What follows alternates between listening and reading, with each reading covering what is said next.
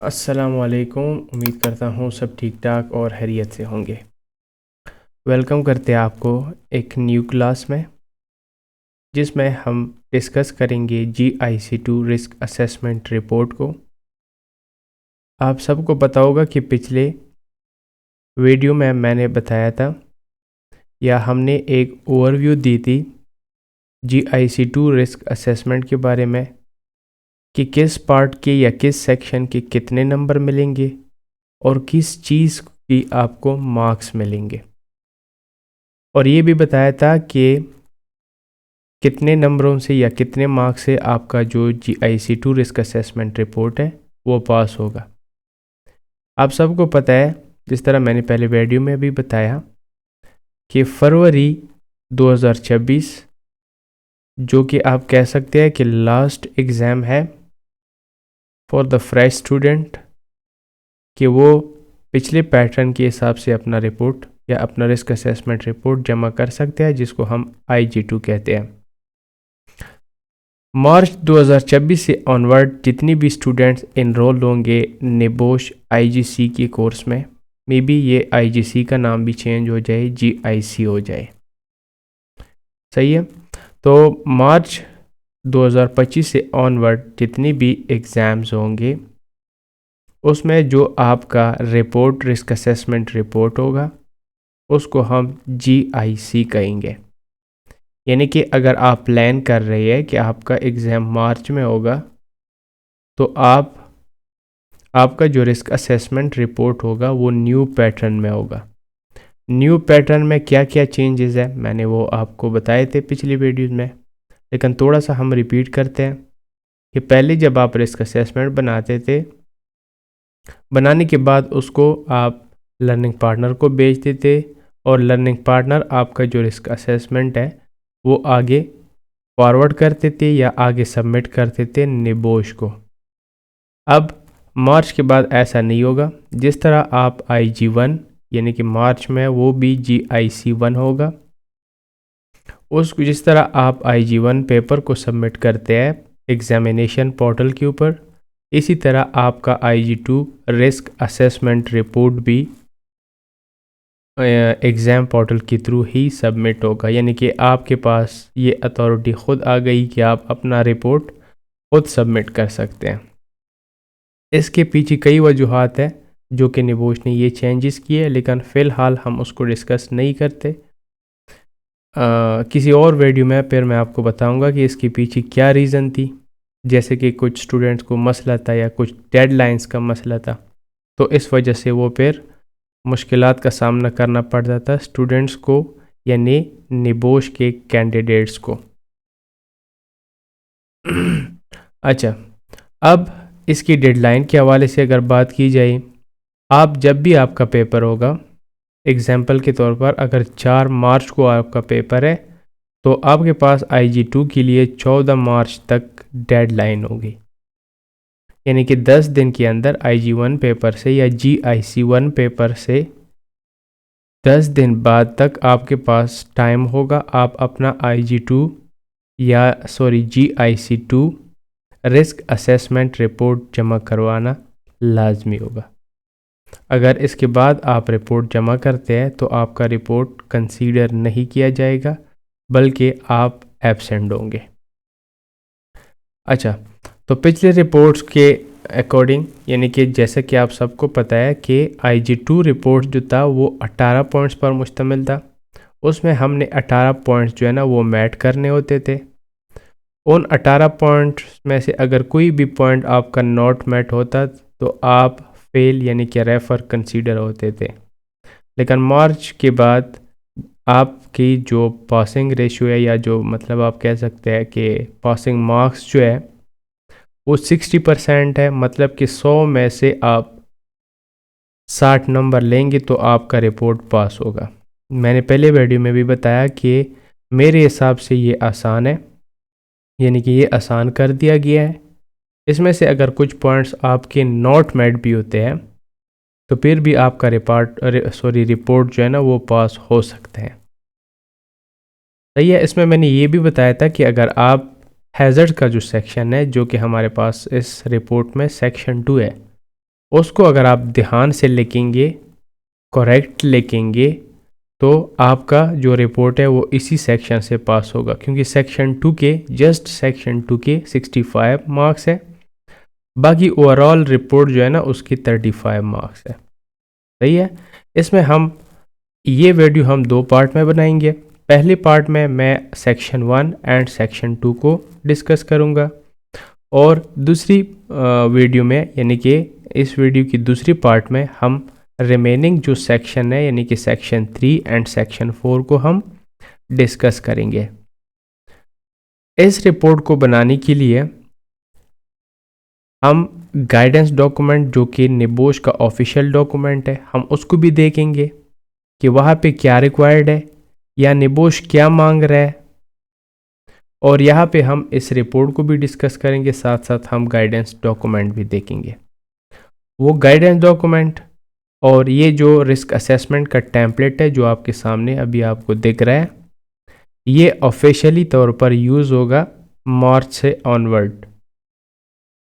बाकी जितनी भी अपडेट्स आती है उसके हवाले से हम आपको इंशाल्लाह गाइड करते रहेंगे। अच्छा, हम इसको स्टार्ट करते हैं। पहले हम रिपोर्ट को देखेंगे कि रिपोर्ट आप बनाएंगे किस तरह, क्या क्या चीज़ें इसमें लाजमी होंगी जिसके आपको मार्क्स मिले। इसको जब हम पढ़ेंगे समझेंगे, उसके बाद हम गाइडेंस जो डॉक्यूमेंट है वो हम देखेंगे कि वो क्या मांग रहा है। जब भी आप रिपोर्ट बनाते हैं तो लाजमी तौर पर आप उसे पहले एक दफ़ा जो गाइडेंस डॉक्यूमेंट है वो पढ़े, और जब आप रिपोर्ट बनाते हैं तभी साथ साथ जो गाइडेंस डॉक्यूमेंट है वो देखते रहिए, ताकि आप जो है ना उसके एक जैसे हम लाइन कह सकते हैं, या उसे आप इधर उधर ना जाए, क्योंकि अगर आप उनके डॉक्यूमेंट के अकॉर्डिंग नहीं बनाएंगे तो आपके जो है ना उस चीज़ के फिर आपको मार्क्स नहीं मिलेंगे और आपका रिपोर्ट रेफ़र हो जाएगा। दूसरी बात ये कि स्टार्ट में जब कोई भी चेंजेस आती है या कोई भी अपडेट्स आती है तो स्टूडेंट उसमें बहुत ज़्यादा फंस जाते हैं, क्योंकि उस अपडेट्स का उनको नहीं पता होता, उसके अकॉर्डिंग वो अपना रिपोर्ट नहीं बनाते, देन मैक्सिमम स्टूडेंट्स फेल हो जाते हैं यानी कि रेफ़र होते हैं। अच्छा, तो सबसे पहले हमारे पास मैंने एक रिपोर्ट बनाई है जो कि एक कंस्ट्रक्शन साइट के ऊपर है। आप किसी साइट पर भी बना सकते हैं, ये नहीं कि आप जस्ट कंस्ट्रक्शन पर बनाए, आप किसी वेयर हाउस पर भी बना सकते हैं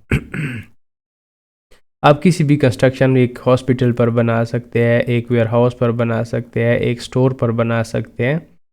आप किसी भी चीज़ पर आप अपना जो रिस्क असेसमेंट रिपोर्ट है वो आप बना। अच्छा मैंने ये रिपोर्ट जो है ना एक कंस्ट्रक्शन साइट पर बनाया है, और कौन सी कंपनी का प्रोजेक्ट है, कंपनी का नाम मैंने दिया हुआ है AH बिल्डर्स एंड डेवलपर्स। उसके बाद उसका एड्रेस मैंने दिया है Kohistan enclave, main GT road, Wah Cantt, Punjab, Pakistan. अच्छा, यहाँ पे अगर देखा जाए तो जस्ट आप पंजाब भी लिख सकते हैं या वाकैंड पंजाब भी लिख सकते हैं, ज़रूरी नहीं है कि आप ये पूरा एड्रेस इस तरह लिखें। अगर इस तरह भी लिख देते हैं तो वो भी कोई प्रॉब्लम नहीं है। अभी हम इसके हवाले से, क्योंकि इसके भी कोई मार्क्स नहीं मिलेंगे आपको, लेकिन फिर भी आप ये ब्लैंक नहीं जोड़ सकते फॉर द रिपोर्ट कंप्लीटनेस। अभी इसके हम गाइड एंड डॉक्यूमेंट देखते हैं साथ साथ। सॉरी अच्छा, ये एक गाइडेंस डॉक्यूमेंट है। इसमें अगर आप देखें सेक्शन 1 में सबसे पहले the name of the organization, यहाँ पे बताया कि इसके कोई मार्क्स नहीं है, लेकिन कंप्लीटनेस के लिए आप ये लाजमी लिखेंगे। इसी तरह इसकी भी लोकेशन की भी कोई लोकेशन लिखने की भी कोई मार्क्स नहीं है, लेकिन ये भी आप लाजमी तौर पर लिखेंगे। यहाँ पे लिखा हुआ है for confidentiality reasons you can anonymise the name of organisation, यानी कि आप ख़ुद से भी नाम लिख सकते हैं या उसका नाम आप छुपा सकते हैं। सही है, क्योंकि कई इदारे ऐसे होते हैं जो नहीं चाहते कि उनकी जो वहाँ पे जो हैज़र्ड है या वहाँ पे जो गलत चीज़ें हो रही है जो कि लॉ के अगेंस्ट है, या मतलब कि वहाँ पे कोई हेल्थ एंड सेफ्टी फॉलो नहीं हो रही है, तो वो नहीं चाहते कि उनका जो ये सिस्टम है ये रिवील हो। तो इस वजह से आप उसका नाम खुद से भी रख सकते हैं। एग्जांपल के तौर पर मैंने जैसे एज बिल्डर्स एंड डेवलपर रखा हुआ है, डेवलपर्स रखा हुआ है, तो ये आप लिख सकते हैं। दूसरा, साइट लोकेशन के बारे में क्या कहते हैं कि you do not need to give the full address, जो कि मैंने आपको ऑलरेडी बता दिया। Just the general location, for example Leicestershire, यहाँ पे ये उन्होंने लिखा हुआ है, सिटी का नाम लिखा हुआ है जो कि यूके में है, as you may be know that about the city. Okay, तो यहाँ पे आप फुल एड्रेस अगर नहीं लिखते तो जस्ट आप उसकी सिटी का नाम लिख सकते हैं। इसके भी कोई मार्क्स नहीं है, लेकिन ये लाजमी तौर पर आप लिखेंगे। अच्छा, अब हम आते हैं 1.3, जिसमें बताया गया है कि आप इसका brief description of the organisation, यानी कि इसका जो ऑर्गेनाइजेशन है, जैसे कि ये एएच बिल्डर्स एंड डेवलपर्स है, इसका आप जो है ना वो डिस्क्रिप्शन लेके, ब्रीफ डिस्क्रिप्शन यानी कि डिटेल में उसको लेके। अभी इसमें क्या रिक्वायर्ड है, इसमें रिक्वायर्ड है, और मैं पहले आपको ये डिस्क्रिप्शन पढ़ लेता हूँ, उसके बाद फिर हम गाइडेंस डॉक्यूमेंट्स में देखेंगे कि इसमें क्या रिक्वायरमेंट है इनकी। अच्छा, यहाँ पे मैंने लिखा हुआ है द ऑर्गेनाइजेशन, जिसका नाम है AH builders and developers, is a medium scale construction company establish in 2001, यानी इसका ये नाम है। The company is currently engage in the construction of a 7 storey commercial plaza. अच्छा, यहाँ पे पहले मैंने उनको नाम बताया कि किस ईयर में ये इस्टेब्लिश हुई है, और करंटली ये किस प्रोजेक्ट पर काम कर रही है। करंट जो प्रोजेक्ट है, इसका मतलब ये है कि ये मैं वहाँ पे गया हूँ जो मैं रिस्क असेसमेंट बना रहा हूँ, क्योंकि निबोश की ये रिक्वायरमेंट है कि आप रिस्क असेसमेंट बनाते हैं तो आपने उस साइट का विज़िट करना है। लेकिन मैक्सिमम लोग, यानी कि कोई भी ऐसा नहीं करता कि वो जाके वहाँ पे फिज़िकल जाके वहाँ पे वो रिपोर्ट बनाते हैं। हर कोई जो है ना वो इमेजिन करता है या एज्यूम करता है, उस हिसाब से वो बनाता है। तो मैं भी ये एज्यूम कर रहा हूँ कि मैं एक कंपनी है जो कि एक 7 स्टोरी कमर्शियल प्लाजा के प्रोजेक्ट पर काम कर रही है, मैं वहाँ का रिपोर्ट बना रहा हूँ, सही है। तो इसलिए यहाँ पे मैंने लिखा हुआ है कि जो कंपनी है वो एक कंस्ट्रक्शन प्रोजेक्ट के ऊपर काम कर रही है। कौन सी company? A H builders and developer, जिसका नाम है 7 स्टोरी कमर्शियल प्लाजा, जो प्रोजेक्ट का नाम है। अच्छा, अभी इसमें इस चीज़ का ज़्यादा ध्यान रखें, फिर मैं उधर जो गाइडेंस डॉक्यूमेंट है उसमें मैं आपको समझाऊंगा। यहाँ पे मैंने उनको बताया मेन कंस्ट्रक्शन एक्टिविटीज़, यानी सबसे पहले आपने इसमें एक्टिविटीज़ इंक्लूडिंग, जिसमें एक्सकेवेशन है, कंक्रीटिंग है, ब्रिक वर्क है, स्टील है, fixing, framework, scaffolding, electrical installation, plumbing and finishing वगैरह, वहाँ पे ये सारी एक्टिविटीज़ हो रही है। अच्छा, जब आप अपना रिपोर्ट बनाएंगे, आपके रिपोर्ट के अकॉर्डिंग या आपने जो ऑर्गेनाइजेशन चूज़ की है, मे बी कि वो किसी और, मैंने जिस तरह कंस्ट्रक्शन का लिया हुआ है एग्जांपल के तौर पर, आप किसी और के ऊपर जब बनाएंगे तो आप ऐसा ना करें कि जस्ट इस चीज़ को कॉपी करें, क्योंकि ये कंस्ट्रक्शन साइट के रिलेटेड एक्टिविटीज़ है। ऐसा ना हो कि आपने किसी स्टोर के ऊपर या किसी वेयर हाउस के ऊपर बनाया तो आप उसमें ये एक्टिविटीज़ जो है ना वो मेंशन करें, क्योंकि हर मतलब ऑर्गेनाइजेशन के नेचर ऑफ एक्टिविटीज़ डिफरेंट होती है, सही है। फिर इसमें द कंस्ट्रक्शन साइट ऑपरेट्स, ये भी लाजमी लिखना होता है, सही है, कि जो ये कंस्ट्रक्शन है ये हर हफ्ते 6 दिन चलता है, यानी हफ्ते में 6 दिन ऑपरेट होता है, यानी इस पर काम होता है। बाकी एक दिन छुट्टी होती है, संडे को या फ्राइडे को, वो भी आप लिख सकते हैं कि Sunday is off. With the normal working hours from 8 AM to 5 PM। यहाँ पे मैंने उसको ये बताया कि मतलब इसकी जो नॉर्मल वर्किंग आवर है वो 8 से 5 बजे तक है। यानी मैं ये इसका जो डिस्क्रिप्शन लिख रहा हूँ इस कंपनी का या इस प्रोजेक्ट का, मल्टीपल कॉन्ट्रैक्टर एंड सब कॉन्ट्रैक्टर और involve in different phases of the project, यानी इस प्रोजेक्ट पर कॉन्ट्रैक्टर और सब कॉन्ट्रैक्टर काम कर रहे हैं मुख्तलिफ पेजेस पर, क्योंकि ये 7 स्टोरी बिल्डिंग है, इसमें मुख्तलिफ काम होंगे तो मुख्तलिफ कॉन्ट्रैक्टर लगेंगे, सही है। एंड सेवरल वर्क एक्टिविटीज़, यहाँ पे मैंने ये भी मेंशन किया हुआ है कि यहाँ पे जो एक्टिविटीज़ है वो क्या है, और carried out at the same time at various level of the structure, a wide range of construction machinery, सही है, ये जो एक्टिविटीज़ जो हमने बताई है। अच्छा, फिर इसके बाद जो है हमारे पास a wide range of construction machinery, जिसमें मशीनरी टूल्स, जैसे कि हम मशीनरी और टूल्स का जिक्र करते हैं, ये भी लाजमी है। Hand tools, electrical equipment and lifting accessory are routinely use on site to support daily operation. यानी ये हमारे पास आ गई डिस्क्रिप्शन, यानी कि ब्रीफ डिस्क्रिप्शन। यहाँ पे इस चीज़ को आप देखें, यहाँ पे उन्होंने बताया है कि ना इस पूरी सेक्शन नंबर 1 में, यानी यहाँ से लेकर यहाँ तक, सही है, यानी कि ये जो 4 है यानी 1.5 तक, सही है, 1.5 तक इसमें आपके वर्ड्स 150 से लेकर 250 तक होने चाहिए। अच्छा, ये अगर आप मतलब कि आप इसको अगर 300 से भी एक्सीड कर दिए तो कोई मसला नहीं है, लेकिन ये इनका जो है ना वो सजेस्ट होता है कि आप इतना लिखेंगे। लेकिन आप कोशिश करें कि आपकी जो डिटेल है वो मैक्सिमम हो, क्योंकि अगर आप इसमें देखें तो डिस्क्रिप्शन का जस्ट एक ही मार्क है, सही है। अब इस डिस्क्रिप्शन का हम गाइडेंस डॉक्यूमेंट देखते हैं कि क्या उसमें मांगा हुआ था या क्या रिक्वायर्ड थी, जो कि हमने यहाँ पे लिखी है ऑलरेडी। अच्छा, a brief description of the organization, जिसका 1 मार्क आपको मिलेगा, सही है। इसमें उन्होंने बताया है कि this should be a general summary of the work activities, जो कि वहाँ पे हमने लिखी थी, कैरिड आउट।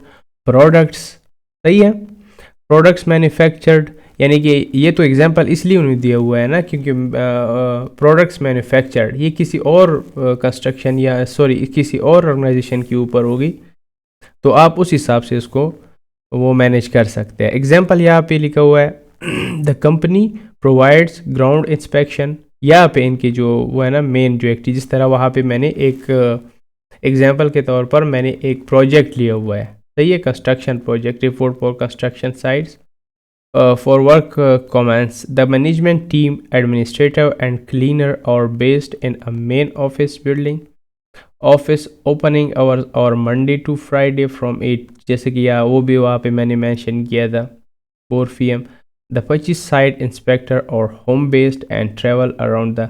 अच्छा, ये जो है ना ये थोड़ा सा चेंज इसलिए है क्योंकि इन्होंने जो साइड लिया हुआ है एग्जाम्पल के तौर पर वो कंस्ट्रक्शन साइड नहीं है, सही है। यहाँ पे क्या हुआ है कि the company provides ground inspection reports for construction site, यानी ये इनकी मेन एक्टिविटी है कि ये क्या करते हैं, कंपनी क्या प्रोवाइड करती है, ग्राउंड इंस्पेक्शन रिपोर्ट्स, तो इसलिए इनके पास ये टीम है, तो इनका आपको 1 मार्क मिलेगा। फिर हम आते हैं नेक्स्ट में। अच्छा, नेक्स्ट में क्या है, ये यहाँ पे लिखा हुआ है number of workers and typical roles, यानी कि इसमें कितने वर्कर्स काम करें और उनका रोल क्या है। अच्छा, अब ये नहीं है कि आप यहाँ पे 120 वर्कर्स जैसे मैंने लिखे हुए हैं ना, आप हर एक बंदे के जो है ना वो अलग अलग से स्टार्ट हो जाए, आप इनके रोल लिखना स्टार्ट कर दे कि इनकी ये रोल है, ये रोल है। असल में इनके नाम से ही इनका रोल का पता चल जाता है, तो आपने यहाँ पे ये ट्रिक आपके जहन में होना चाहिए। जैसे कि अगर मैं कहता हूँ सुपरवाइज़र, तो जाहिर बात है इसका जो काम होता है ना वो सुपरविजन होता है, या मशीन ऑपरेटर का जो काम होता है वो मशीन ऑपरेट करना होता है। अभी ये नहीं कि मैं यहाँ पे मशीन ऑपरेटर लिख दूँ तो यहाँ पे उनके आगे लिख दूँ ये मशीन ऑपरेट करता है, ये चीज़ इसमें नहीं करनी, सही है। 120 वर्कर्स मैंने यहाँ पे लिखा हुआ है, दीज इंक्लूड साइट इंजीनियर, जो कि साइट इंजीनियर है, मतलब इसकी मुख्तलिफ जो रिस्पॉन्सिबिलिटीज़ होती है वो इसके नाम से ही ज़ाहिर होती है। सुपरवाइज़र है, सेफ्टी ऑफिसर है, मशीन ऑपरेटर है, स्कैफोल्डर्स है। अब स्कैफोल्डर्स है वो क्या करते हैं, स्कैफोल्डिंग के काम को देखते हैं, steel fixer, masons, carpenters, electricians, general labours and security staff. अच्छा, यहाँ पे जितनी भी मैंने लिखे हुआ है ना ये सारे आप जब पढ़ेंगे तो आपको खुद अंदाज़ा होगा कि इनकी क्या रोल्स हो सकते हैं, तो ये आपने ऐसा लिखना होता है, सही है। और इसमें मैंने साथ एक चीज़ ऐड की है, contractor and delivery driver also visit the site regularly. आप अगर देखा जाए ना तो रिपोर्ट ये बनाते हम क्यों हैं, यानी कि रिस्क असेसमेंट का मतलब क्या है, या रिस्क को असेस करना। जब भी आप किसी साइट पर जाते हैं वहाँ का रिस्क असेसमेंट करते हैं या वहाँ का रिस्क को असेस करते हैं, तो आप किसी चीज़ को इग्नोर नहीं कर सकते। यानी कि ख़तरा तो हर किसी को हो सकता है ना, इंजर्ड तो कोई भी हो सकता है, या मतलब रिस्क तो हर किसी के लिए होता है ना, तो आप किसी चीज़ को नहीं वो इग्नोर कर सकते। जैसे कि मैंने ये क्यों इसमें ऐड किया हुआ है कि contractor and delivery drivers also visit the site regularly, क्योंकि ये एक कंस्ट्रक्शन साइट है, ज़ाहिर बात है कि जो कॉन्ट्रैक्टर भी आएंगे, यहाँ पे डिलीवरी ड्राइवर भी आएंगे, यानी कि कोई सीमेंट लाएगा, कोई बजरी वगैरह, ये सारी चीज़ें लाएंगे ना, तो इसके साथ भी तो एक्सीडेंट हो सकता है। तो हमने इसके लिए भी मतलब कंट्रोल लगाने होते हैं ना, तो इस वजह से मैंने इसको ये भी ऐड किया हुआ है। ओके, अच्छा इसका भी हम अभी देखते हैं। और अ डिस्क्रिप्शन ऑफ द एरिया, अच्छा ये उसी में आता है, हाउ मैनी वर्कर्स, ये इसको पूरा करते हैं फिर वो अच्छा, डिस्क्रिप्शन ऑफ द एरिया और process to be included in the risk assessment, यानी जिस जगह का आप रिस्क असेसमेंट बना रहे हैं, जैसे कि मैं एक 7 स्टोरी कमर्शियल प्लाजा कर रहा हूँ, आपने कौन कौन सी एरियाज जो है ना, यानी किन किन एरियाज का आपने रिस्क असेसमेंट किया, यानी आपके रिस्क असेसमेंट ने किन किन एरियाज को कवर किया, उनकी आप डिस्क्रिप्शन लिखेंगे, included in the risk assessment. अभी यहाँ पे हम देखें, this risk assessment cover the activity construction area, sorry the active construction area, मतलब कि जो मैंने यहाँ पे प्रोजेक्ट लिया हुआ था, of the 7 storey commercial plaza, including, यानी इसमें कौन कौन सी जगहों का या कौन कौन सी जोन्स का या कौन कौन सी एरियाज़ का मैंने रिस्क असेसमेंट किया। एक्सकेवेशन एरिया, जहाँ पे एक्सकेवेशन हो रही थी यानी खुदाई हो रही थी। मटेरियल स्टोरेज एरिया का मैंने रिस्क असेसमेंट किया। स्कैफोल्डिंग एंड फ्रेमवर्क लोकेशन पे मैं गया, वहाँ पे मैंने जो है ना वो रिस्क को असेस किया, या वहाँ पे रिस्क असेसमेंट उन एरिया की रिस्क असेसमेंट की। Upper floor work at height areas, यानी कि जहाँ पे अपर फ्लोर में यानी कि जो वर्क एट हाइट है या हाइट पर काम हो रहा था। इलेक्ट्रिकल इंस्टॉलेशन पॉइंट्स का मैंने किया। And internal and external vehicle movement routes को भी मैंने असेस किया, यानी इन एरियाज़ को मैंने अपने रिस्क असेसमेंट में इंक्लूड किया, या इन एरियाज़ का मैंने रिस्क असेसमेंट किया। इसमें आप टास्क का भी कह सकते हैं। The task assessed include manual handling of construction material, use of hand handle, यानी कि इसको मैनुअल हैंडलिंग भी कह सकते हैं, हैंड हैंडल या manual handling. And power tools को मैंने किया। वर्क एट हाइट की एक्टिविटीज़ को मैंने देखा। एंड स्कैफोल्ड एंड फ्रेमवर्क्स को मैंने देखा। अच्छा, वहाँ पे जो ऑपरेशंस हो रहे थे वो मैंने देखे। Operation of lifting equipment such as the hoist and cranes वगैरह। एंड इंटरेक्शन बिटवीन वर्कर्स, यानी मैंने वर्कर्स के साथ भी इंटरेक्शन किया। Side vehicles and delivery trucks, ये सारी चीज़ें मैंने खुद देखी। यानी जब आप रिस्क असेस करते हैं, देखते हैं, तो आपने ये सारी चीज़ों को इंक्लूड करना होता है। Temporary site welfare facilities and across and access routes are also included with the scope of this assessment, यानी ये सारी चीज़ें मैंने क्या की है, इंक्लूड की है। अच्छा, अब इसकी हम वो देखते हैं, गाइडेंस देखते हैं कि निबोश इसके हवाले से क्या कहता है। अच्छा, a description of the area और process to be included in the, अच्छा यहाँ पे आपने एक चीज़ नोट की कि इस डिस्क्रिप्शन में आप एरिया, जिस एरिया का आपने असेसमेंट किया वो आप इसमें लिख सकते हैं। प्रोसेसेस जो मैंने आपको मुख्तलिफ बताई है, वर्क एट हाइट या जो जो चीज़ें मैंने उसमें वो लिखी थी। अच्छा, marks awarded depend on the level of the details given in this section, यानी मतलब आपको मार्क्स कैसे मिलेंगे वो डिपेंड करता है कि आपने किस तरह की डिटेल इस सेक्शन में लिखी है। A brief descriptions would be a high level overview and would be awarded 1 mark, यानी इसकी भी 1 मार्क है। A more detailed description would include a building major parts of it, the task carried out, यानी मतलब इसमें अगर आप मतलब थोड़ा सा शॉर्ट वो लिखेंगे ना, उसके आपको 1 मार्क मिलेंगे। अगर बहुत ज़्यादा डिटेल में होगी, जिस तरह मैंने बहुत ज़्यादा डिटेल में लिखा है, the task carried out and the equipment, उसमें मैंने इक्विपमेंट भी मतलब लेके है ना इधर ये, यानी कि यहाँ पे मैंने अगर आप देखें ना, ये use of hand handle, power tools, working at height, scaffold framework, यानी ये सारी चीज़ें मैंने इंक्लूड की है। क्यों इंक्लूड किया है? क्योंकि यहाँ पे ये खुद कह रहा है कि अगर इतनी मतलब डिटेल में होंगी तो इसके आपको 2 मार्क्स मिलेंगे। यहाँ पे इन्होंने एक एग्जांपल दिया हुआ है डिटेल डिस्क्रिप्शन का, एक उन्होंने एग्जांपल दिया हुआ है ब्रीफ डिस्क्रिप्शन का। यानी ब्रीफ डिस्क्रिप्शन जो होता है ना, वो इतना डिटेल में, इतना डीप में नहीं होता। जिस तरह इन्होंने ये डिटेल में लिखा है कि a main office building located on the individual estate as well as home based workers, main administration tasks take place within the building as well as the use of a heavy duty shredder a 2 story buildings include office. अच्छा, ये मैं खुद वो full पढ़ नहीं सकता, आप कोशिश करें कि इस डॉक्यूमेंट्स को भी आप साथ साथ पढ़ें। लेकिन इसमें फ़र्क ये है कि उन्होंने बताया कि अगर आप डिटेल में लिखेंगे तो आपको इसके 2 मार्क्स मिलेंगे। अगर आप ब्रीफ डिस्क्रिप्शन देंगे, मतलब एक शॉर्ट सा डिस्क्रिप्शन देंगे जिस तरह ये लिखा हुआ है, तो इसका जस्ट आपको 1 ही मार्क मिलेगा। सही है।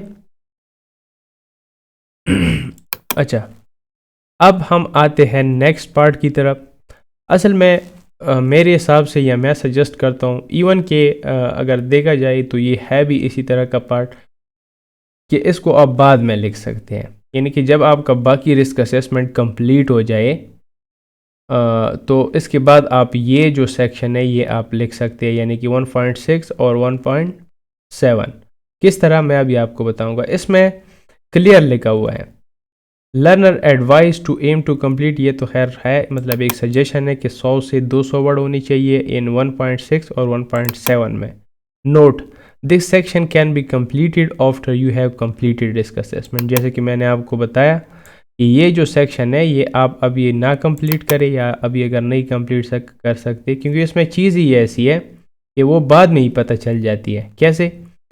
सबसे पहले how the risk assessment was carried out, यानी इसमें ये कह रहे हैं ना कि जो रिस्क असेसमेंट आपने बनाई है वो किस तरह आपने इंफॉर्मेशन कहाँ से ली थी, आपने डेटा कहाँ से कलेक्ट किया था, या आपने रिस्क जो हैज़र्ड है वो कैसे आइडेंटिफाई किए थे। तो जाहिर बात है इसको हम लास्ट में करेंगे, लेकिन अभी मैं जस्ट आपको इसका समझा दूंगा। अच्छा, सबसे पहले पिछला रिपोर्ट यानी कि IG2 रिपोर्ट अगर किसी ने देखा होता तो उसमें ये दोनों जो सेक्शन थे वो एक साथ थे, जिसमें internal and external source of information थी, यानी कि उसमें हमने लिखना होता था। अच्छा, यहाँ पे सबसे पहले हमारे पास है सोर्सेज ऑफ इंफॉर्मेशन कंसल्टेड, यानी कि जब आपने रिस्क असेसमेंट बनाया या आप बना रहे थे तो आपने किन चीज़ों से हेल्प ली है या किन सोर्सेज से आपने हेल्प लिया है जिसके थ्रू आपने अपना जो रिस्क असेसमेंट है वो कंप्लीट किया। 1.6 में यानी कि सोर्सेज ऑफ इंफॉर्मेशन में आप इंटरनल इंफॉर्मेशन भी लिख सकते हैं, एक्सटर्नल इंफॉर्मेशन भी लिख सकते हैं। अभी internal information source of information और एक्सटर्नल सोर्स ऑफ इंफॉर्मेशन क्या होती है? इंटरनल सोर्स ऑफ इंफॉर्मेशन वो होती है जो कि आपके ऑर्गेनाइजेशन के हेल्थ एंड सेफ्टी पॉलिसी से पता चल जाता है आपको, या वहाँ पे जो टूल बॉक्स स्टॉक के जो रिकॉर्ड्स हैं उनसे पता चल जाता है, या वहाँ पे इक्विपमेंट या मेंटेनेंस के जो रिपोर्ट्स पड़े हुए हैं उनसे आपको पता चल जाता है, या जो वहाँ पे नियर मिस हुई है या एक्सीडेंट रिकॉर्ड जो है या डाटा जो है उनसे आपको पता चल जाता है। और इसके हवाले से एक्सटर्नली आपको कहाँ से हेल्प आउट यानी कि हेल्प मिल सकती है। जैसे कि मैं सर्च करता हूँ ILO की कुछ वेबसाइट्स है। ILO का आपको पता है इंटरनेशनल लेबर ऑर्गेनाइजेशन, जो कि उनके मुख्तलिफ आर्टिकल्स है यानी कि मुख्तलिफ कन्वेंशन और रिकमेंडेशन है, वहाँ से मैं जो है अपने सोर्स ऑफ इंफॉर्मेशन को यूज़ कर सकता हूँ। या HSC health safety executive UK का जो ऑर्गेनाइजेशन है उससे भी मैं हेल्प, उनकी वेबसाइट से भी मैं हेल्प ले सकता हूँ। तो ये चीज़ें आपने इंक्लूड करनी है कि मैं जब रिस्क असेसमेंट बना रहा था तो इन चीज़ों से मैंने हेल्प ली है। जैसे कि the risk assessment was carried out using the organisation health and safety policy, यानी कि सबसे पहले मैंने क्या पढ़ा, health and safety policy of the organisation, यानी AH बिल्डर्स एंड डेवलपर की जो हेल्थ एंड सेफ्टी पॉलिसी थी। साइड मेथड स्टेटमेंट, यानी कि वहाँ पे जो मेथड स्टेटमेंट था या जो वर्क प्रोसीजर्स डॉक्यूमेंट्स था वो मैंने पढ़ा। And safe system of work relevant to the construction activities, यानी वहाँ पे जो अभी ये इंटरनल सारे डॉक्यूमेंट है, सही है, कि सेफ सिस्टम ऑफ वर्क जिसको हम शॉर्टकट SSW या SSOW भी कहते हैं। Record of tool box stock, equipment inspection and maintenance report, यानी कि वहाँ कंपनी में जो टूल बॉक्स स्टॉक TBT, सही है, या जो equipment inspection and maintenance report थे वो मैंने देखे, क्योंकि उनमें सारी चीज़ें लिखी होती है ना कि इसमें एक्सीडेंट कैसे हो या इनके मेन एक्टिविटीज़ या मेन रीजंस क्या है एक्सीडेंट होने के। तो मैं रिस्क असेसमेंट ही कर रहा हूँ, मतलब रिस्क को असेस कर रहा हूँ ना। अभी मैं इसको रिपोर्ट के साथ साथ मैं आपको समझा भी रहा हूँ कि रिस्क असेसमेंट क्यों होती है और किस लिए ये निबोश का एक जो है ना वो असेंशियल पार्ट है। अच्छा, पेयर है review to understand the existing hazards and past safety issues on the site, यानी इन डॉक्यूमेंट्स को रिव्यू किया मैंने, जिससे मुझे पता चला कि वहाँ पे एग्जिस्टिंग यानी इससे पिछले जो हैजर्ड है या जो ख़तरात थे वो कैसे थे, या वो कैसे जो एक्सीडेंट वगैरह हुए थे या कैसे प्रॉब्लम्स क्रिएट हुए थे, और क्या वहाँ पे साइट पर पिछले जो है ना वो इश्यूज़ थी, क्योंकि उनसे फिर मुझे अंदाज़ा होगा कि मैंने नेक्स्ट क्या करना है। इसके बाद फिर मैंने discuss were held with the site engineer, यानी कि फिर मैंने साइट इंजीनियर, अभी मैं ये रिस्क असेसमेंट बना रहा हूँ, सही है, और मैं वहाँ पे जाके साइट इंजीनियर से मैंने बात की है, उनके साथ डिस्कशन की है, सेफ्टी ऑफिसर से, सुपरवाइज़र से and selection of worker to gain practical information about the daily work activities, और कुछ वर्कर से भी मैंने वहाँ मतलब इंफॉर्मेशन ली है कि वहाँ पे प्रैक्टिकल एक्टिविटीज़ के बारे में। साइट कंडीशन मैंने खुद देखा, सही है, and existing control measure in place, यानी वहाँ पे जो कंट्रोल मेजर्स थे जो कि ऑलरेडी प्लेस थे या जो ऑलरेडी उस पर अमल हो रहा था या जो ऑलरेडी इम्प्लीमेंटेड थे वो मैंने देखे। These discussion help to identify any gaps in the current safety arrangements and understand how work is actually carried out on site, यानी कि ये सारे इन्फॉर्मेशन जब मैंने ली उससे मुझे ये हेल्प हुआ, और this discussion help to identify, यानी कि इन डिस्कशन से मुझे ये हेल्प मिला कि मैंने वहाँ पे आइडेंटिफाई की है गैप्स इन सेफ्टी अरेंजमेंट्स के, सेफ्टी अरेंजमेंट्स में क्या कमी बेशी है, understand how to work actually, यानी उससे मुझे ये भी पता चला कि वहाँ पे जो काम हो रहा है असल में कैसे हो रहा है। इन एडिशन मैंने उसके बाद क्या देखा, ये मतलब सोर्स ऑफ इंफॉर्मेशन है ना, relevant national guidelines and recognised international good practices related to construction safety were considered to support the assessment, यानी मैंने एक्सटर्नल सोर्स ऑफ इंफॉर्मेशन में क्या किया, कुछ नेशनल गाइडलाइन का मतलब होता है कि आपकी कंपनी की मतलब सॉरी आपकी कंट्री की कुछ लॉज होती है, कुछ जैसे कि यहाँ पे पाकिस्तान में अगर देखा जाए तो फैक्ट्री एक्ट 1934 जो है, या जो बाकी लेजिस्लेशन है अबाउट कंस्ट्रक्शन साइट, क्योंकि हर मुल्क की भी ना अपनी कानून होती है, आपने ILO में भी इस चीज़ को पढ़ा होगा एलिमेंट नंबर 1 में, कि मतलब हर मुल्क की या हर कंट्री की अपनी कुछ लॉज होते हैं, उसके अकॉर्डिंग उसमें वो इम्प्लीमेंट होते हैं और फॉलो होते हैं। तो मैंने कुछ नेशनल गाइडलाइंस देखा, यहाँ पे अगर आपको एग्जैक्ट गाइडलाइन का पता हो या आपके पास कोई लिंक हो तो वो भी आप यहाँ पे ऐड कर सकते हैं। And recognised international good practice, मतलब यहाँ पे अगर आप देखा जाए इसी की जगह आप ILO भी लिख सकते हैं, सही है, इंटरनेशनल लेबर ऑर्गेनाइजेशन। कंस्ट्रक्शन के हवाले से उन्होंने जो आर्टिकल शाया की या आर्टिकल जो उन्होंने पब्लिश किए हैं वो भी आप यहाँ पे उनका लिंक डाल सकते हैं या ऐड कर सकते हैं, related to construction to support, जिसकी वजह से मुझे मतलब सपोर्ट मिली या मुझे हेल्प मिली इस असेसमेंट के प्रोसेस में। तो उम्मीद है यहाँ तक आपको समझ आया होगा। अभी इसकी हम जो है ना वो देखते हैं।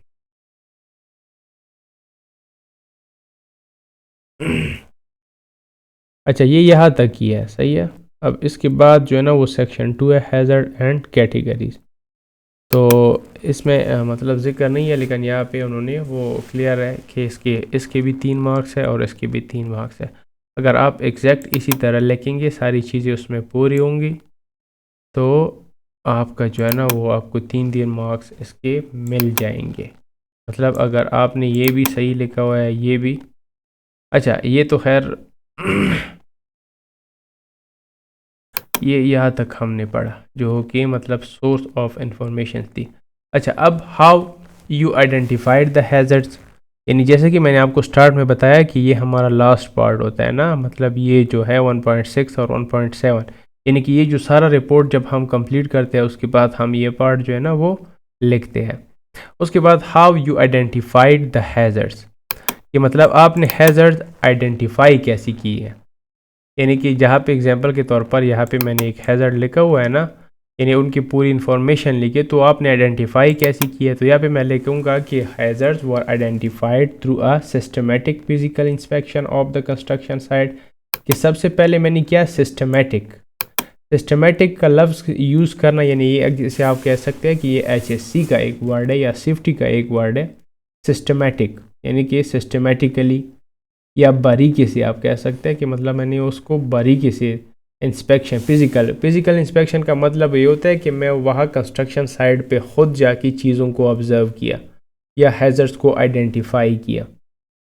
Covering all active work areas यानी जिसमें मैंने सारे जो एक्टिव वर्क एरियाज़ थे उनको हमने जो है ना वो फिज़िकल उसका इंस्पेक्शन किया या वहाँ पे चीज़ों को ऑब्ज़र्व किया या वहाँ पे हैज़र्ड्स को आइडेंटिफाई किया। Such as a excavation zone, scaffolding यानी कि मैं कहाँ पे गया जहाँ पे मतलब हैज़र्ड्स होते हैं या जहाँ पे हैज़र्ड्स होते थे या जहाँ पे हैज़र्ड्स मौजूद थे। Excavation zone, scaffolding, material storage area और एक्सेस रूट्स।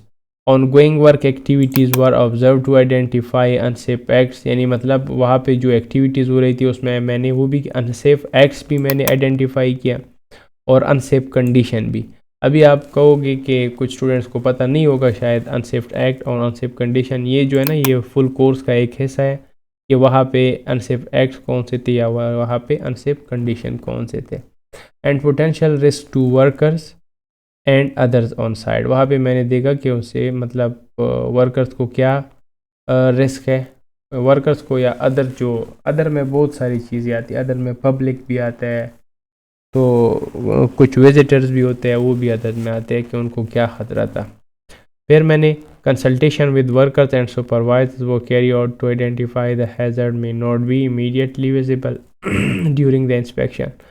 अच्छा, उसके बाद मैंने क्या किया, उसके साथ वर्कर्स और सुपरवाइज़र के साथ कंसल्टेशन किया यानी उनके साथ मशवरा किया, उनके साथ मीटिंग किया जिसके थ्रू मैंने वो हैज़र्ड्स भी आइडेंटिफाई किए जो शायद इंस्पेक्शन में नज़र नहीं आते। यानी मैं वहाँ पे गया हूँ, मैं एक स्टूडेंट हूँ जो वहाँ पे मैं रिस्क असेसमेंट बना रहा हूँ। तो मैंने सबसे पहले क्या किया, वर्कर के साथ मैंने कंसल्टेशन, वो मैंने क्यों किया क्योंकि कुछ चीज़ें ऐसी होती है जो जस्ट वर्कर्स को ही पता होती है, जो कि आप क्योंकि इंस्पेक्शन मैक्सिमम 3 घंटे का होगा, 4 घंटे का होगा, तो उसमें वो चीज़ें आपको नज़र नहीं आएंगी जो एग्जैक्ट वर्कर्स ने पहले फेस की हो या वर्कर्स को उनका पता हो एग्जैक्ट। तो इसके थ्रू मैंने जो है ना वो हैज़र्ड्स जो है ना वो आइडेंटिफाई की है। फर्स्ट एक्सीडेंट और इंसिडेंट और नियर मिसेस जो रिकॉर्ड्स थे वो मैंने देखे वहाँ पे कि इससे पहले क्या एक्सीडेंट हुए थे और इंसिडेंट हुए थे या जो नियर मिसेस रिकॉर्ड्स थे वो review to identify recurring hazards and trends. The assessment also consider a non routine activities such as a maintenance work, material deliveries and यानी मतलब ये किस में आता है कि मैंने असेसमेंट में ये भी कंसीडर किया जो नॉन रूटीन एक्टिविटीज़ है यानी कि जो रेगुलरली बेस पे नहीं होती थी उन एक्टिविटीज़ को भी मैंने असेस किया या कंसीडर किया। जैसा कि मेंटेनेंस वर्क आपको पता है कि ये रूटीन एक्टिविटी नहीं है, ये तब होती है जब कोई मशीनरी या कोई टूल ख़राब होती है उसके बाद उसकी मेंटेनेंस की जाती है। मटेरियल डिलीवरीज, ज़ाहिर बात है मटेरियल डिलीवरीज भी जो है ना वो नॉन रूटीन एक्टिविटीज़ है कि जब भी मटेरियल ख़त्म होती है तो उसको फिर मंगवाया जाता है। And emergency situation to ensure that all significant hazards including those arising from temporary और unusual activities were properly identified.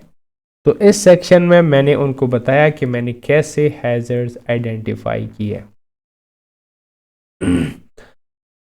अच्छा, अगर किसी को भी कोई क्वेश्चन हो तो वो कमेंट कर सकता है, इंशाल्लाह मैं कोशिश करूँगा कि वहाँ पे कमेंट पे रिप्लाई दूँ।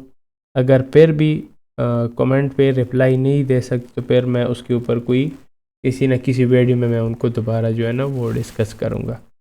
अच्छा, अब हम आते हैं सेक्शन नंबर 2 की तरफ।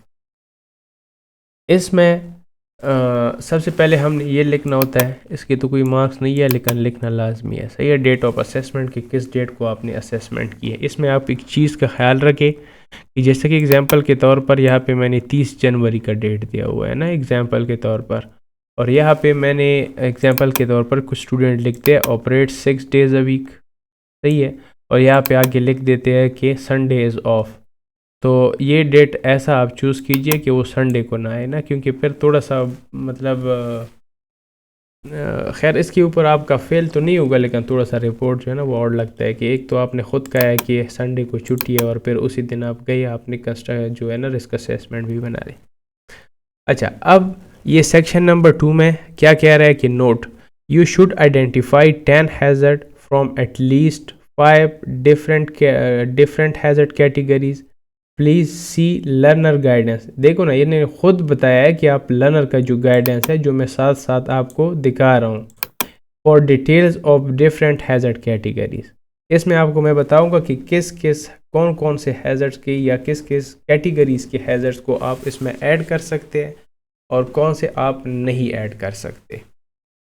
तो इसमें मैं आपको, क्योंकि ये बहुत ही इम्पोर्टेंट सेक्शन है जो सेक्शन नंबर 2 है, जिस तरह मैंने आपको पहले भी बताया है कि जस्ट ये सेक्शन नंबर 2 के अगर आप देखें तो इसमें टोटल 4 सेक्शंस है।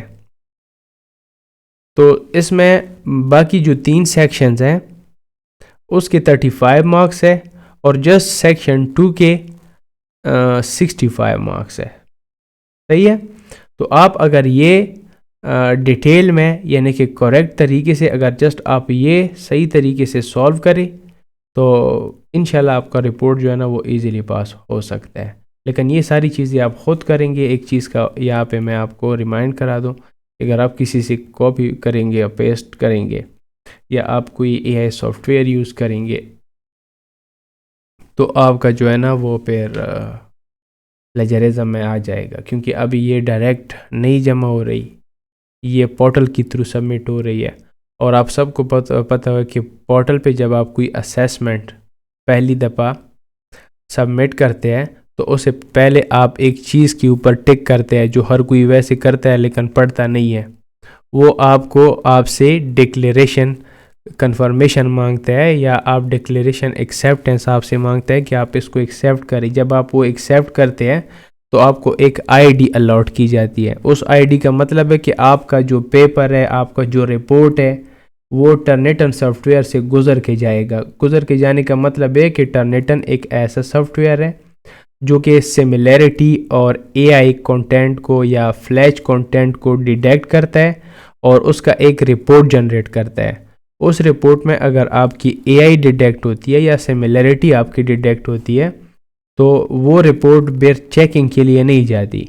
वो रिपोर्ट फिर सीधा उनका एक टीम है, एथिकल प्रैक्टिस टीम, उस टीम के पास चली जाती है और वो उसके बाद आपको इन्वेस्टिगेशन ईमेल भेजते हैं, जो कि पहले इन्वेस्टिगेशन होती थी कोई 3 मंथ्स तक।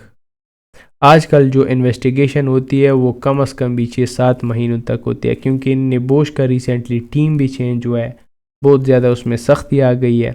और इनको तो मतलब ये जो जनरल ईमेल्स होते हैं इनका रिप्लाई अभी 2 दिन के बजाय 2 महीनों में दे रहे हैं।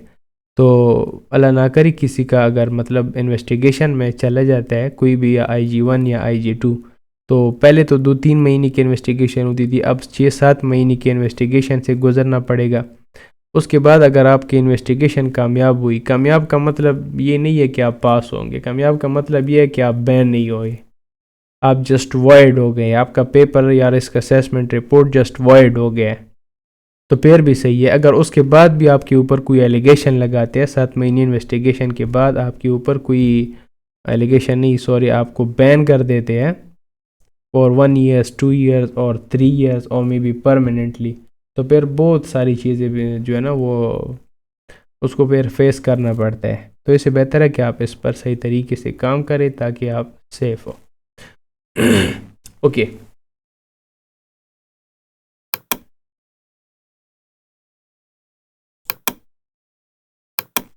अच्छा, अब हम डिस्कस करते हैं सेक्शन नंबर 2 रिस्क असेसमेंट को, जो कि मैंने ऑलरेडी बताया कि ये इम्पोर्टेंट सेक्शन है जिसके आपको 65 मार्क्स मिलेंगे अगर आप सही तरीके से सारी चीज़ों को करते हैं। जस्ट इसी से आपका रिपोर्ट पास हो सकता है। इसके मार्किंग सिस्टम को समझना थोड़ा सा ज़रूरी है, क्योंकि जैसे कि यहाँ पे लिखा हुआ है ना कि हैज़र्ड कैटेगरी जिसके 5 मार्क्स मिलेंगे। आप 5 मार्क्स तब मिलेंगे जब आप 10 के 10 जो हैज़र्ड है ना, यानी ये वो सही तरीके से लिखेंगे और कैटेगरीज़ के हिसाब से लिखेंगे। अच्छा, इसमें मैं आपको पता है कि सारे जो हैज़र्ड है ना 10 के 10 हैज़र्ड्स, जो कि मैं हर हैज़र्ड को मैं डिटेल में एक्सप्लेन नहीं कर सकता, इस वजह से मैंने जस्ट एक हैज़र्ड लिखा हुआ है, बाकी इसी तरीके से होंगे। लेकिन वो मैं आपको बताऊंगा लाजमी कि मतलब कौन से हैज़र्ड आपने लिखने होते हैं।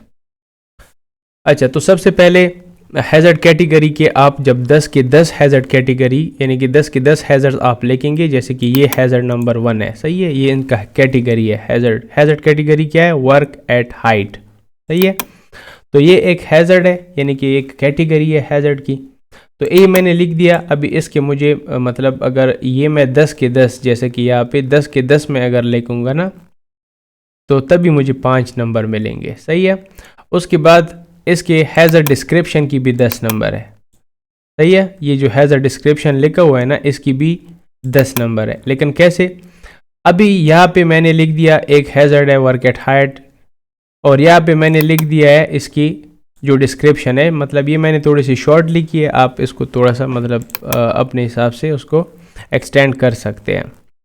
अच्छा, अब इसके मुझे ये नहीं है कि मैंने जस्ट एक हैज़र्ड के लिए ये लिख दिए तो बस मुझे 10 मार्क्स मिल, नहीं, ये जब मैं 10 के 10 हैज़र्ड का जो डिस्क्रिप्शन है वो कंप्लीट लिखूंगा तो तभी मुझे 10 मार्क्स मिलेंगे, सही है।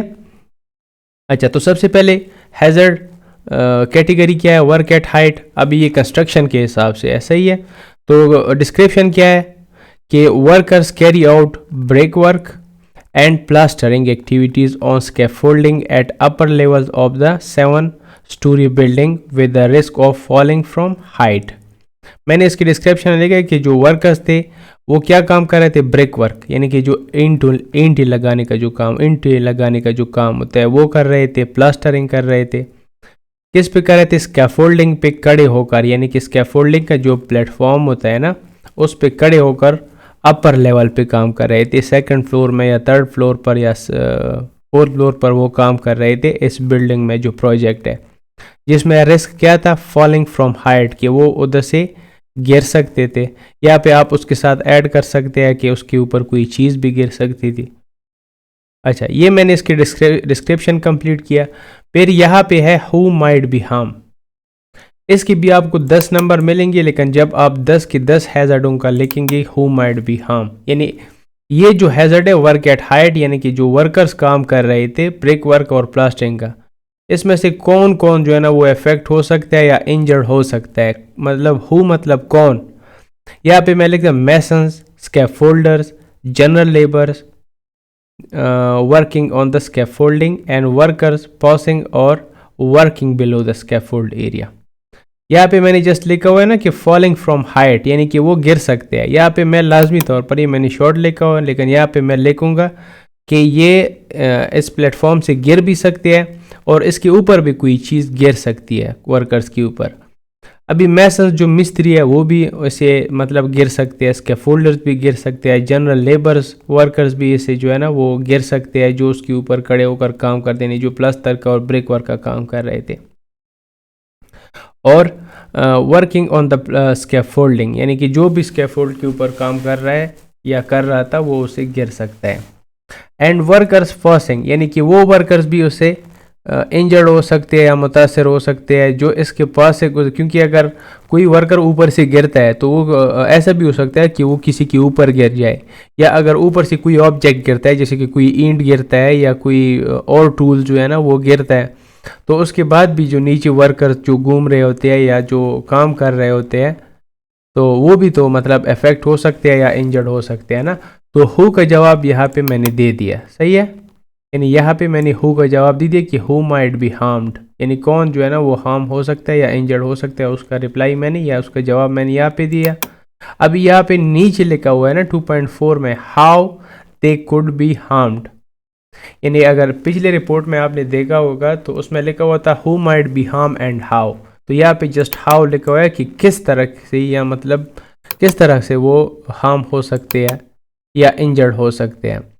वर्कर्स वर्किंग ऑन स्कैफोल्डिंग में fall from height causing injuries such as a fracture भी हो सकता है, हेड इंजरी भी हो सकती है और फैटल इंजरी भी हो सकती है। फैटल वो इंजरीज होती है जिससे मौत भी लाहक हो सकती है या मौत का सबब बन सकती है।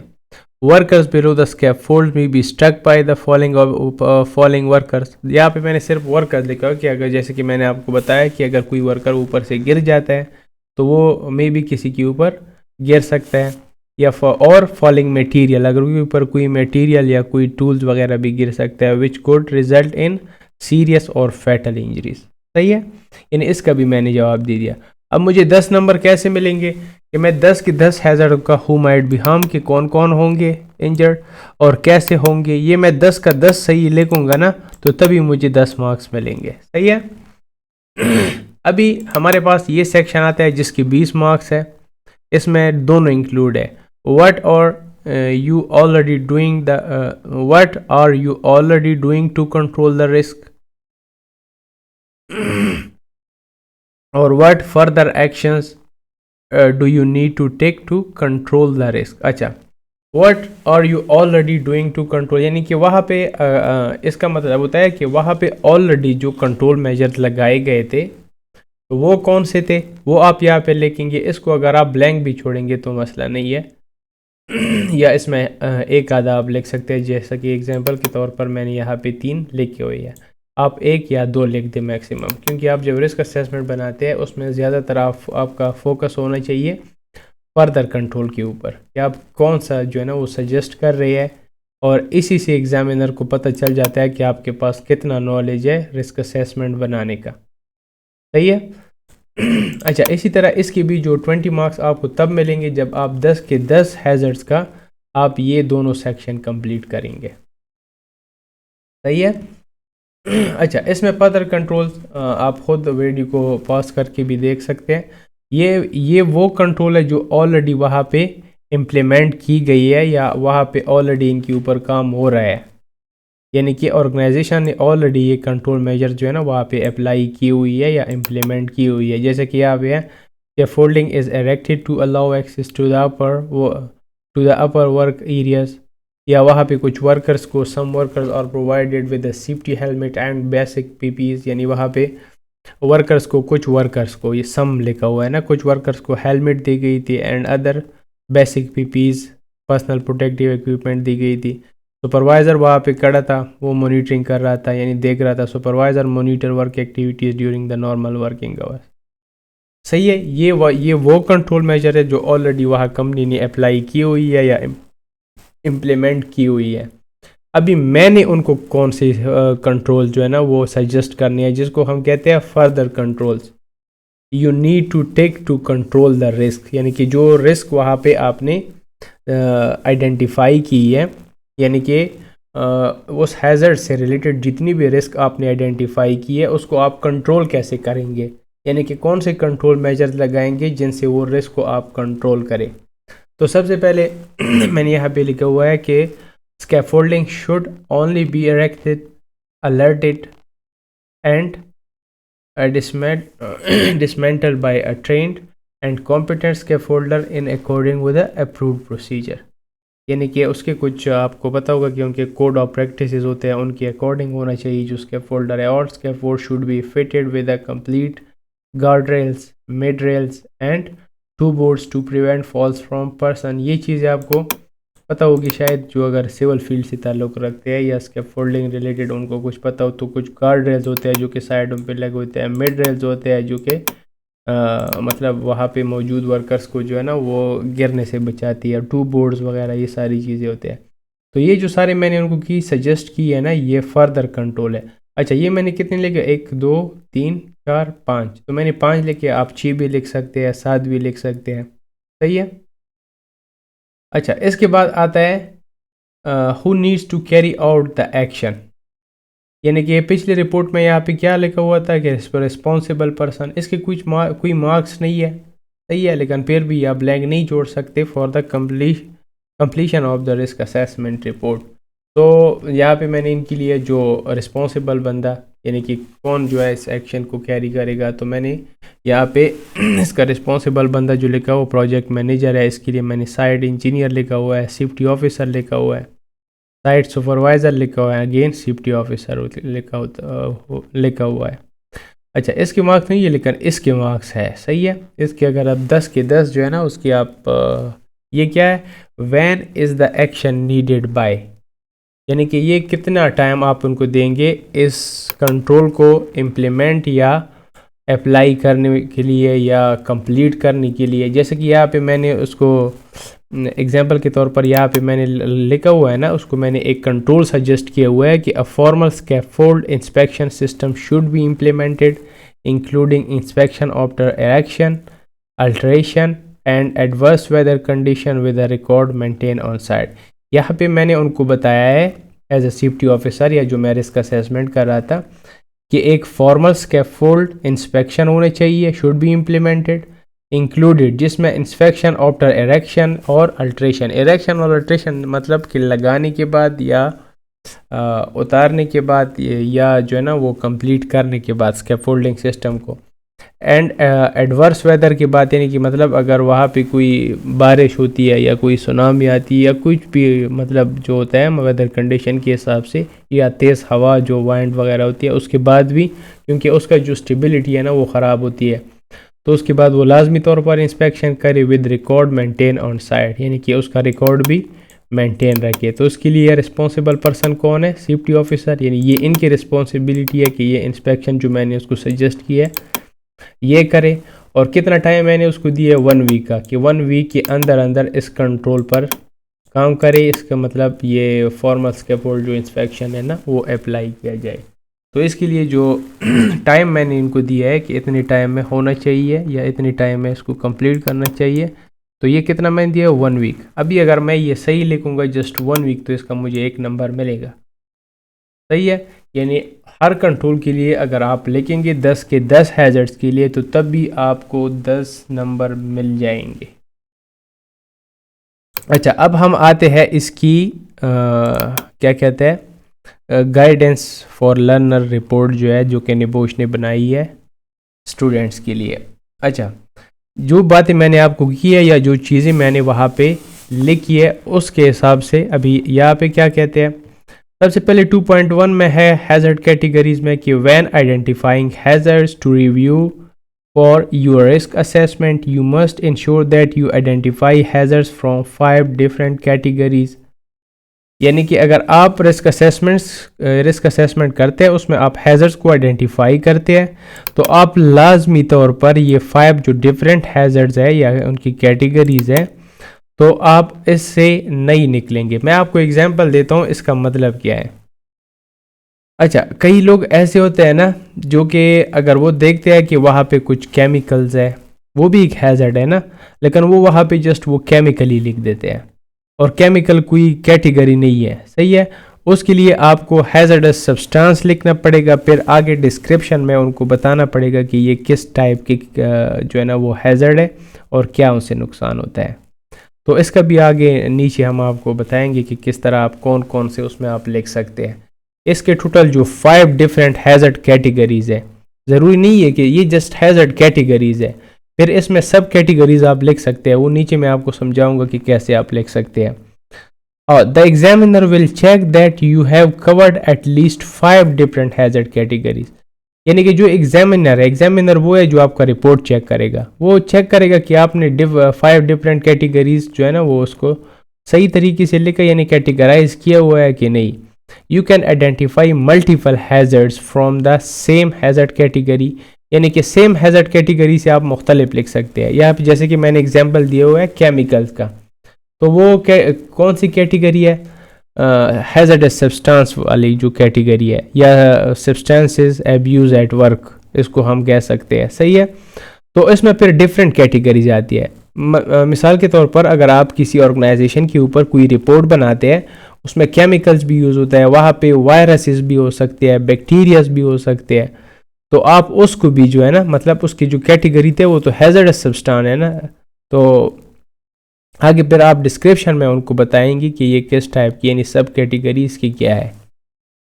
तो वो नीचे टेबल में मैं आपको दिखाऊंगा। अच्छा, different 5 category selected across the entire risk assessment, यानी कि आप 5 जो डिफरेंट कैटेगरीज है ना इससे आप निकल नहीं सकते, लेकिन सब कैटेगरीज लिख सकते हैं, वो आगे हम पढ़ेंगे। When conducting your risk assessment, यहाँ पे अगर आप देखिए when conducting your risk assessment, conducting का मतलब होता है कि निबोश हमसे एक्सपेक्ट कर रहा है कि वो वहाँ पे जाके यानी स्टूडेंट से वो एक्सपेक्ट करता है कि वो वर्क प्लेस के फिजिकल जाके वहाँ पे रिस्क असेसमेंट कंडक्ट करवाएगा। अभी यहाँ पे अगर उन्होंने जस्ट डॉक्यूमेंट की हद तक लिखना था तो आप ये मेकिंग भी लिख सकते थे या लेकिन ये कंडक्टिंग इसलिए लिखा हुआ है कि वो हमसे एक्सपेक्ट करते हैं कि ये साइड पे जाएंगे, लेकिन हम ऐसे कोई भी साइड पे नहीं जाता।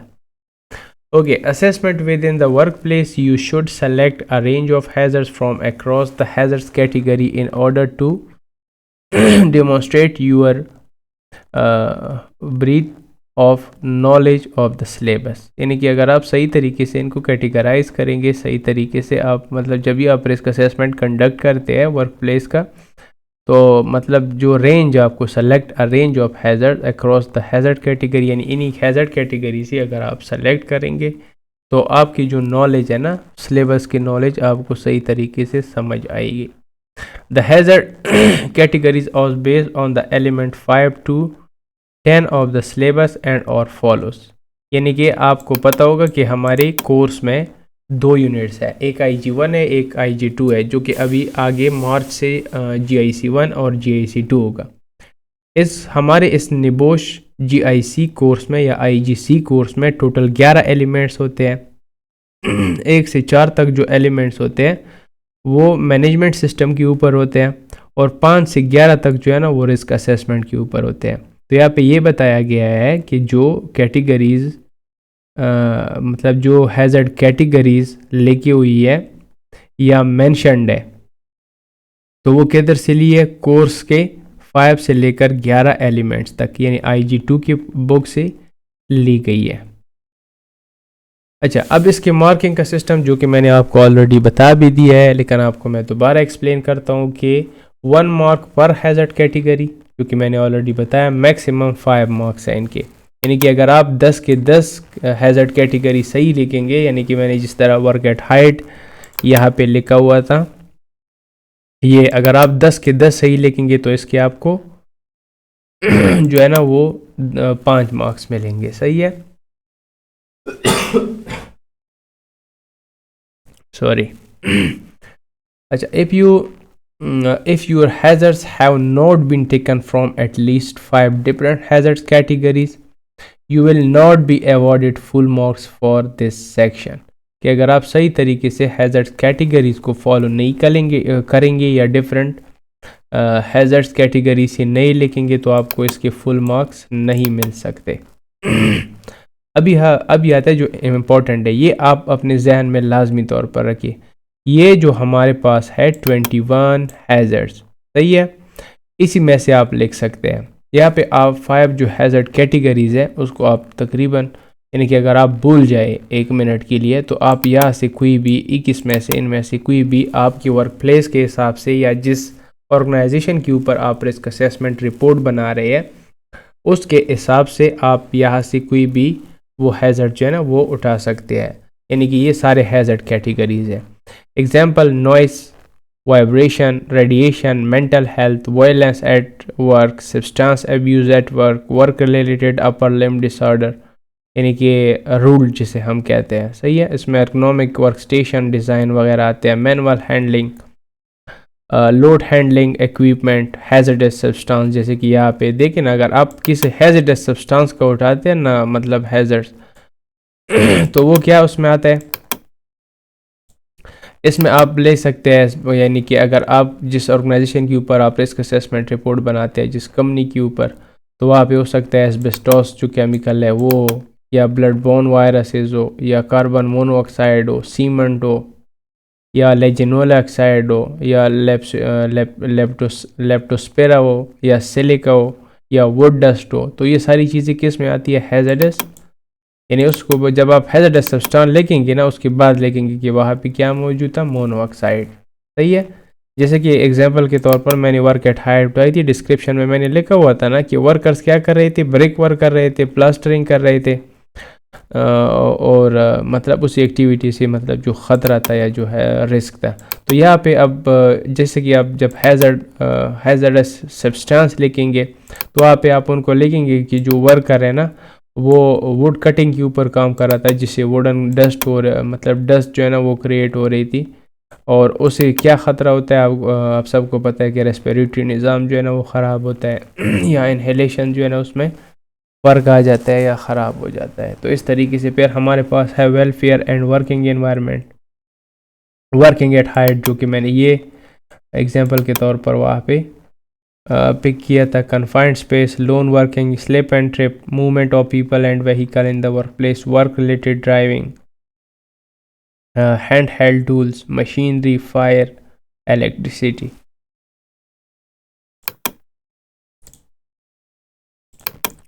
तो ये सारे हैज़र्ड जो है ना वो आप इसी में से, इन कैटेगरीज में से आप हैज़र्ड जो है ना वो पिक कर सकते हैं। अच्छा, अब इसके हवाले से जो मैंने ऑलरेडी आपको एक्सप्लेन भी किया, लेकिन दोबारा यहाँ से भी हम थोड़ा सा देख लेते हैं। सेक्शन 2 में जो हमारे पास सबसे पहले क्या था, हैज़र्ड डिस्क्रिप्शन था, सही है। हैज़र्ड कैटेगरी तो हमने पढ़ा ना, अब हैज़र्ड डिस्क्रिप्शन था। This should just be brief description of the hazard, the following hazard description would be awarded 1 mark. यानी कि आप जब सारे हैज़र्ड्स 10 के 10 लगेंगे तो आपको 10 मार्क्स मिलेंगे। जैसे कि यहाँ पे लिखा हुआ है ना कि 1 मार्क पर accurate hazard description, maximum 10 marks. जैसे कि facilities manager seeing climbing a ladder in order to clean window, no marks will be awarded where it is not specified what makes an items or process hazardous for example window cleaning। यहाँ पे जो example इन्होंने दी है ना कि इसकी है मतलब डिस्क्रिप्शन आप कैसे लिखेंगे। जो फैकल्टीज़ मैनेजर था या मैं फैसिलिटीज़ मैनेजर था, सीन क्लेम्बिंग की मतलब उसको देखा गया, facility manager seen climbing ladders in order to clean की मतलब वो जो क्लीन विंडो क्लीनिंग कर रहे थे। अभी इसको मैं उस हिसाब से एक्सप्लेन नहीं करूँगा क्योंकि फिर हमने जो ये पिक किए हैं ना यहाँ पे कैटेगरीज है। मैंने क्या बताया कि workers carry out brick work and plastering activities on, यानी ये यहाँ पे मैंने लिखा हुआ है ना डिस्क्रिप्शन में, सही है। इसी हिसाब से हम चलते हैं। ओके, फिर उसके बाद था हमारे पास हु माइट बी हार्म, कि कौन कौन उसे, यहाँ पे जो हमने लिखा हुआ है ना हु माइट बी हार्म, यानी हमने लिखा हुआ है मैसन्स, स्कैफोल्डर, जनरल लेबर्स, ये सारे हमने लिखे हुए हैं ना। तो ये इसके बारे में क्या कहता है कि your risk assessment should clearly state how an individual or group could be affected by or come into contact with the hazard, कि मतलब वो जब हैज़र्ड के कांटेक्ट में आएंगे या उनसे उनसे कैसे अफेक्ट होंगे, मतलब आपके असेसमेंट में ये क्लियरली मेंशन होना चाहिए। कैसे? Using the hazard description from 2 to the following, यानी कि 2 इसमें आप कंफ्यूज ना हो। 2 का मतलब ये होता है कि जो हैज़र्ड आपने लिखा हुआ है ना 2.2 तो हु माइट बी हम अब इसी से उठाएंगे ना फॉलोइंग। जैसे कि मैंने आपको बताया कि यहाँ पे मैंने लिखा हुआ कि वर्कर जो है ना वो ब्रेक वर्क या प्लास्टरिंग का काम कर रहे हैं, तो यहाँ पे यही वर्कर्स है ना जो स्कैफोल्डिंग के ऊपर काम कर रहे हैं, क्योंकि वर्क एट हाइट कैटेगरी है ना, तो यही होंगे। तो इसी में से हम देखेंगे following would be awarded 1 marks relevant section scoring marks और इन बोल्ड, मतलब कि आपको बताया गया कि इनके कितने मार्क्स है, जो कि यहाँ पे बोल्ड की हुई है ना ये। ओके अच्छा, यहाँ पे किस तरह मतलब हु माइट बी हम, यहाँ पे इनके कैटेगरी के हिसाब से अगर देखा जाए तो ये किस तरह लिखा हुआ है कि facilities manager falling from height causing bruising and fracture, worker and visitor being stuck by a falling object when walking near or under the ladder. यानी ये इन्होंने डिस्क्रिप्शन लिखी हुई है, सॉरी कि who might be harm, who में कौन है, यानी यहाँ पे उन्होंने लिखा है फैसिलिटी मैनेजर, सही है। और यहाँ पे क्या लिखा हुआ है, विजिटर, वर्कर्स एंड विजिटर्स। यहाँ पे अगर देखा जाए तो मैंने यही लिखा हुआ है, सही है, हु माइट बी हार्म में कि ये masons, scaffolder, general labours working on the scaffolding and workers passing or working below the scaffold area. या तक क्लियर हुआ। उसके बाद लिखा हुआ है ना how could they B harm, यानी कि किस तरह ये इंजर्ड हो सकते हैं। तो यहाँ पे मैंने लिखा हुआ कि वर्कर्स वर्किंग ऑन, यानी वो वर्कर्स जो स्कैफोल्डिंग के ऊपर काम कर रहे हैं, may be fall from height, कि वो मतलब उधर से गिर सकते हैं। कॉजिंग इंजरीज, क्या इंजरीज हो सकती है, such as a fractures, head injuries हो सकती है या ऐसी इंजरी हो सकती है जो कि मौत का भी सबब बन सकती है। वर्कर्स मतलब और कौन हो सकते हैं, workers below the scaffold may be struck by falling workers or falling materials which could result in a serious or fatal injuries. तो सेम यही चीज़ है कि मतलब यहाँ पे उन्होंने लिखा हुआ है कि जो मतलब उसकी ब्रशिंग हो सकती है, ब्रोसिंग या ब्रोसिंग जो भी है वो हो सकती है, फ्रैक्चर हो सकती है, workers visitor being stuck by falling objects when walking, ये आप खुद भी पढ़ सकते हैं। No mark would be awarded where an individual or named without also stating how they could be harmed by the hazards। यानी कि ये यहाँ पे इन्होंने लिखा हुआ है कि मतलब no mark would be awarded where an individual group और नेम्ड विदाउट स्टेटिंग, यानी कि अगर आप बगैर इस तरह लिखेंगे ना कि ये ग्रुप या कोई इंडिविजुअल लिखेंगे या जो भी, आप लाजमी तौर पर जो है ना उसको आप आइडेंटिफाई करके लिखेंगे। जहाँ पे लिखा हुआ है ना फैकल्टी मैनेजर या यहाँ पे लिखा हुआ है वर्कर एंड विजिटर, सही है, तो ये मेंशन करना लाजमी होगा। अच्छा, इसी तरह इसी सेक्शन में लिखा हुआ है ना कि what are you already doing, इसके बारे में भी आप पढ़ सकते हैं। ये इतना मुश्किल नहीं है क्योंकि इसका मैंने ऑलरेडी आपको बता दिया है कि हो मतलब what you already doing to control the risk, what further action do you need to action this control, ये भी आप खुद पढ़ सकते हैं। इसका मैंने आपको सिंपल बता दिया कि जो ऑलरेडी डूइंग मतलब ये जो ऑलरेडी कंपनी की तरफ से इम्प्लीमेंटेड कंट्रोल मेजर है, और फर्दर कंट्रोल वो होते हैं जो आप उनको सजेस्ट करेंगे, और उसके लिए जो मतलब रिस्पॉन्सिबल बंदे होते हैं who need to carry out, जो रिस्पॉन्सिबल बंदे होते हैं ना, you should name an individual or group of individual who would be appropriate to be responsible for carrying out each further action, सही है। तो उसके लिए जैसे कि यहाँ पे हमने लिखा हुआ था प्रोजेक्ट मैनेजर, इसके लिए लिखा हुआ था साइट इंजीनियर, सही है, तो रिस्पॉन्सिबल बंदे लिखेंगे।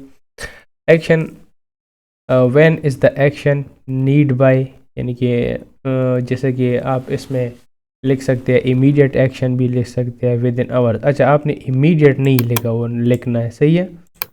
यहाँ पे वो आवर्स या फ्यू डेज, ये सारी चीज़ें यहाँ पे लिखो ना, action that should be taken with in the hours और अ फ्यू डेज यानी यहाँ पे आप कंफर्म लिखेंगे, फ्यू नहीं लिखेंगे, 5 डेज लिखेंगे, वीक्स लिखेंगे।